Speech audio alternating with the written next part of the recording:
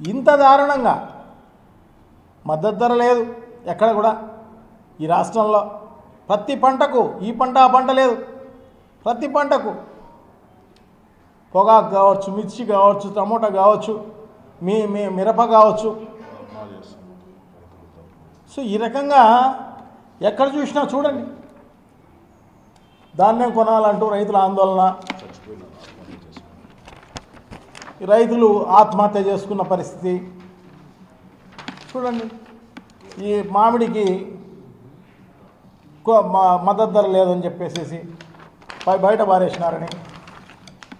చూడండి, టమోటా రోడ్డును వేయడం జరిగింది. టమోటాను గిట్టుబాటు ధర లేక పొగాకు రైతుల ధర్నా చూడండి.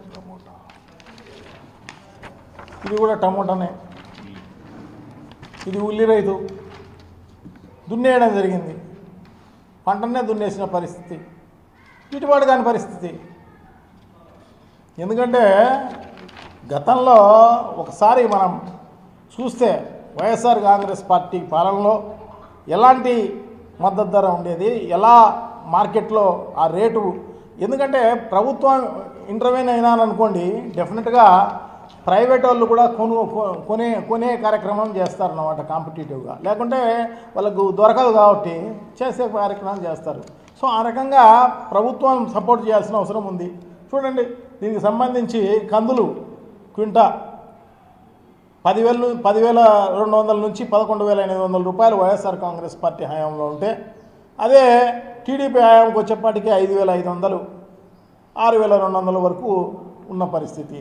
వరి ధాన్యం అయితే బస్తా 1,800 నుంచి 2,000 రూపాయలు వైఎస్ఆర్ కాంగ్రెస్ పార్టీ హయాంలో ఉంటే, టీడీపీ టైంలో ఇప్పుడు 1,200, 1,350, 1,400 ఉన్న పరిస్థితి చూడండి. మినుములు 9,000 ఉంటే ఇప్పుడు 6,000 కూడా ఉన్న పరిస్థితి లేదు. అట్లాగే పెసలు కూడా 9,000 ఉంటే ఇప్పుడు 5,000 కూడా ఉన్న పరిస్థితి లేదు. సజ్జలు 2,860 రూపాయల నుంచి 3,000 రూపాయలు, 3,500 రూపాయలు సజ్జలు అమ్మితే ఇప్పుడు 1,800 నుంచి 2,000 రూపాయలు అడిగేవాడు లేడు. మిర్చి కూడా అంతే, 21,000 నుంచి 27,000 వరకు వైఎస్ఆర్ కాంగ్రెస్ పార్టీ టైంలో ఉంటే ఇప్పుడు 8,000 కూడా లేని పరిస్థితి. పొగాకు 15,000 నుంచి 18,000 రూపాయలు ఉంటే ఇప్పుడు 100 రూపాయలకు, 200 రూపాయలకు, 300 రూపాయలకు క్వింటా ఉన్న పరిస్థితి. ఉల్లి క్వింటా 4,000 నుంచి 12,000 వరకు కూడా అమ్మితే ఇప్పుడు 300 రూపాయలకు అమ్మలేక అవన్నీ దున్నే పరిస్థితి ఉంది. టమోటా అయితే 20-25 రూపాయలు కేజీ అమ్మేది ఇప్పుడు అంతా కలిపి 2 రూపాయలకు, 1.5 రూపాయలకు అమ్మే పరిస్థితి వచ్చింది. కోకో అయితేనేమి, చీనీ అయితే 30,000 నుంచి 1,00,000 రూపాయలు వైఎస్ఆర్ కాంగ్రెస్ పార్టీ టైంలో అమ్మితే ఇప్పుడంతా కూడా 7,000-8,000 రూపాయలు కూడా లేని పరిస్థితి కనపడుతుంది. మామిడి అయితే తోతాపూర్ అనేది అదే 2,200, 2,900 రూపాయలు. ఇది ఈ ఏదైతే ఈ పల్పు ఫ్యాక్టరీలు ఉన్నాయో వాళ్ళతో డిస్కస్ చేసి ప్రభుత్వం ఇప్పించిన పరిస్థితి.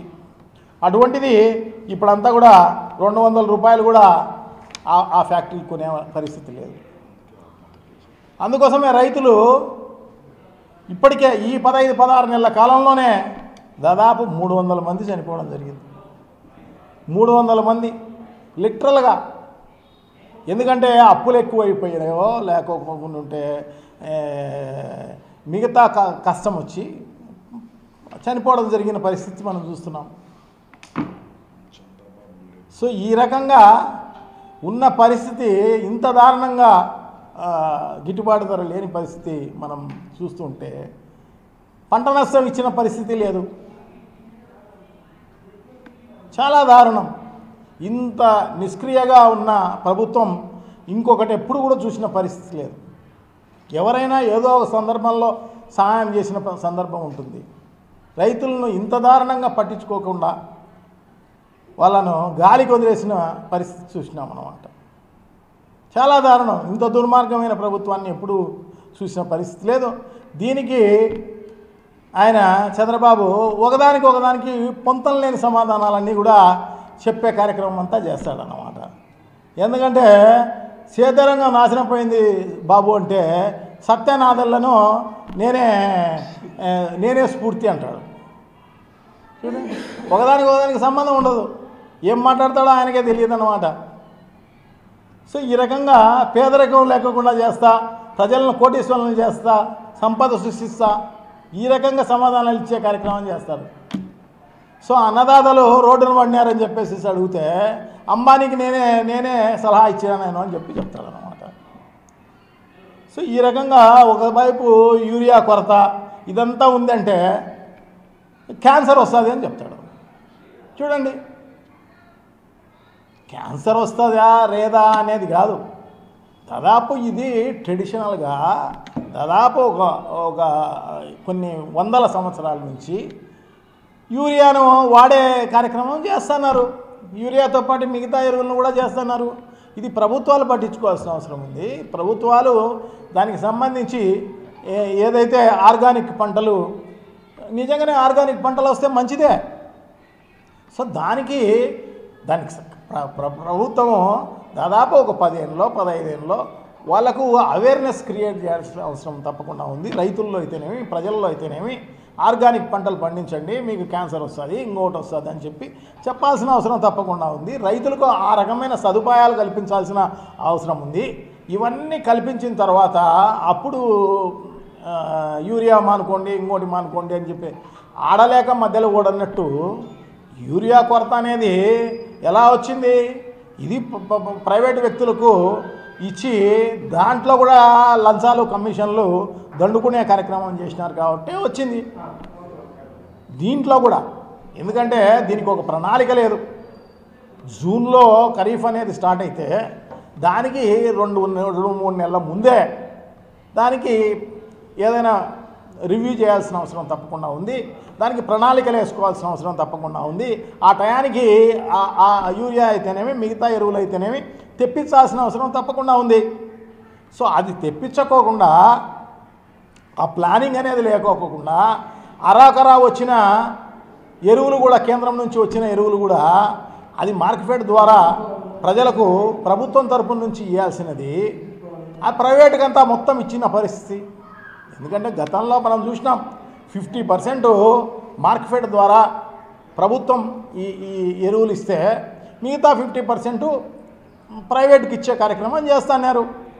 సో అటువంటిది మార్కెట్ ద్వారా అరాకొరా ఇచ్చేసి మార్కెట్కు మిగతా అంతా కూడా ప్రైవేట్కి ఇచ్చినందువల్లనే ఈరోజు యూరియా అనేది అడిగితే దాదాపు 270 రూపాయలు 267 రూపాయలకు అమ్మాల్సిన యూరియా ఈరోజు 800 రూపాయలు 900 రూపాయలు 1000 రూపాయలు అమ్మే కార్యక్రమం జరుగుతుంది. సో ఇప్పుడు ఎక్కడ చూసినా బారులు తీరి ఉండే కార్యక్రమం జరుగుతోంది.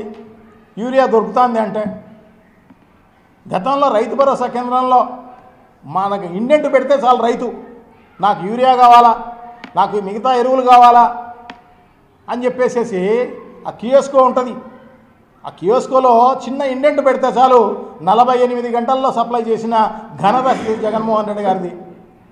అటువంటిది ఇప్పుడు ఎక్కడ చూసినా బారులు తీరి ఉండే కార్యక్రమం జరుగుతుంది అన్నమాట యూరియా కోసం. పొద్దున్న నుంచి రాత్రి వరకు అట్లాగా ఉండాల్సిన అవసరం వస్తుంది, మిగతా పనులన్నీ మానుకొని. సో రైతులందరూ ఏడ్చే పరిస్థితికి వచ్చిన పరిస్థితి, ఇంత దుర్భరమైన పరిస్థితి ఎప్పుడు కూడా చూసిన పరిస్థితి లేదు అని చెప్పి తెలియజేసుకుంటూ, సో తప్పకుండా ఏదైతే మద్దతు ధర ఉన్నదో ఆ మద్దతు ధర కంటే ఖచ్చితంగా ఎక్కువ ఇచ్చి మిగతా పంటలన్నీ కొనాల్సిన అవసరం ఉందని వైఎస్ఆర్ కాంగ్రెస్ పార్టీ డిమాండ్ చేస్తోంది. అలాగే పంట నష్టం అనేది ఖచ్చితంగా వాళ్లకు ఎక్కడ పంట నష్టం జరిగిందో అక్కడ పంట నష్టానికి సంబంధించిన డబ్బులు ఖచ్చితంగా ఆ సీజన్లో ఇవ్వాలని చెప్పేసి డిమాండ్ చేస్తున్న పరిస్థితి అని చెప్పి తెలియజేసుకుంటున్నాను అనమాట. బాబు ఎప్పుడైనా కూడా బాబు లెగ్గు పెట్టినాడు అంటే ఈ రకమైన పరిస్థితి ఉంటుంది. సో అందుకు ఎందుకంటే ఆయన ఐరన్ లెగ్ ఆ రకంగా ఉంది కాబట్టే ఈ రకమైన దుస్థితి ఏర్పడింది. ఖచ్చితంగా దీనికి ఇవన్నీ కూడా చేయాలని చెప్పేసి డిమాండ్ చేస్తూ మద్దతు ధర అయితేనేమి, పంట నష్టం అయితేనేమి, ఇన్సూరెన్స్ గతంలో వైఎస్ఆర్ కాంగ్రెస్ పార్టీ కట్టేది, ఉచితంగా ఇన్సూరెన్స్ ఉండేది రైతులకు. సో ఈరోజు వాళ్ళే కట్టుకోమని చెప్పేసి చెప్పిన పరిస్థితి అన్నమాట. చాలా దారుణం. దానివల్ల వస్తుందో రాదో ఎందుకులే ఆ ఇన్సూరెన్స్ అని చెప్పేసి ఉరువే రైతులు కట్టని పరిస్థితి, 20% కూడా కట్టలేదు. గతంలో ఉన్న ఇన్సూరెన్సు కట్టిన వాళ్ళు ఎంతమంది అంటే ఎంతమంది రైతులు ఉన్నారో అంతమందికి ప్రభుత్వం కట్టింది. అటువంటిది ఇప్పుడు దాంట్లో 20% కూడా ఇన్సూరెన్స్ కట్టలేదంటే అర్థమైంది, వస్తుందో రాదో తెలియదు.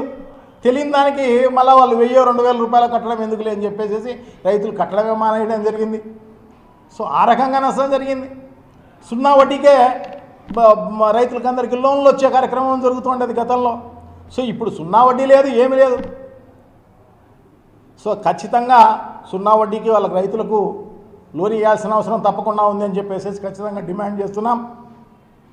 సో ఇవన్నీ చేయాలని డిమాండ్ చేస్తూ, ఖచ్చితంగా చేయకపోతే వైఎస్ఆర్ కాంగ్రెస్ పార్టీ పెద్ద ఎత్తున రైతుల తరపున పెద్ద ఎత్తున ఉద్యమం చేసే కార్యక్రమం తప్పకుండా చేస్తుంది అని చెప్పి తెలియజేసుకుంటూ, ఎందుకంటే ఏదైనా జరగనీలేండి, ఇప్పుడు మెడికల్ కాలేజీలన్నీ అమ్మే కార్యక్రమం చేస్తున్నారు, దాన్ని డైవర్ట్ చేసే కార్యక్రమంలో భాగంగానే ఇప్పుడు వేరే ఇంకోటి తీసుకునే కార్యక్రమం జరుగుతుంది అన్నమాట. సో ఇట్లా డైవర్ట్ చేసి పాలిటిక్స్ నడిపే వ్యక్తులను ఎక్కడా చూసి ఉండరు అన్నమాట. సో తిరుపతి పరకామని అంటారు, పరకామన్లో దొంగతనం అంటారు, అది ఎప్పుడో 23లో జరిగితే దాన్ని ఇప్పుడు తీసి దాన్ని దృష్టికి తీసుకొచ్చే కార్యక్రమం, లేదు అంటే ఇంకా ఏదైనా కూడా భారతమ్మ పేరు చెప్పే కార్యక్రమం, అదే కాకుండా ఈ బ్రాందీకి సంబంధించిన కుంభకోణం అంటారు, లేనిది సృష్టించి చేసే కార్యక్రమం చేస్తున్నారు తప్ప ఇంకొక కార్యక్రమం లేదు. ఎంత డైవర్షన్ పాలిటిక్స్ అన్నమాట. నిన్న కూడా అసెంబ్లీలో బోండా ఉమా అడగడం పవన్ కళ్యాణ్ను చేస్తూ, ఇది కూడా డైవర్ట్ చేయడమే అన్నమాట. అంటే చర్చను డైవర్ట్ చేసే కార్యక్రమంలో భాగంగానే అవన్నీ కూడా చేస్తారు అని చెప్పి తెలియజేసుకుంటున్నాను. ఇదంతా డ్రామా. బోండా ఉమా మాట్లాడింది అయితేనేమి, పవన్ కళ్యాణ్ను బ్లేమ్ చేస్తూ పవన్ కళ్యాణ్ సమాధానం అయితేనేమి, ఇవంతా డ్రామా, ఇవన్నీ కూడా డైవర్షన్ పాలిటిక్సే. సో తప్పకుండా ప్రజలు ఇవన్నీ కూడా గమనించాలా అని చెప్పేసి నేనైతే గట్టిగా కోరుకుంటూ, సో ఈ ప్రభుత్వాన్ని గట్టిగా రైతులకు సంబంధించిన సమస్యలన్నిటినీ కూడా తీర్చాలి అని చెప్పేసి డిమాండ్ చేస్తూ, ఏది చేయకపోయినా ఖచ్చితంగా వైఎస్ఆర్ కాంగ్రెస్ పార్టీకి వారికి అండగా ఉండే కార్యక్రమం తప్పకుండా జరుగుతుంది. పెద్ద ఎత్తున ఆందోళన చేసే కార్యక్రమాలు తప్పకుండా జరుగుతాయి అని చెప్పేసి తెలియజేసుకుంటూ సెలవు తీసుకుంటున్నాం. Thank you.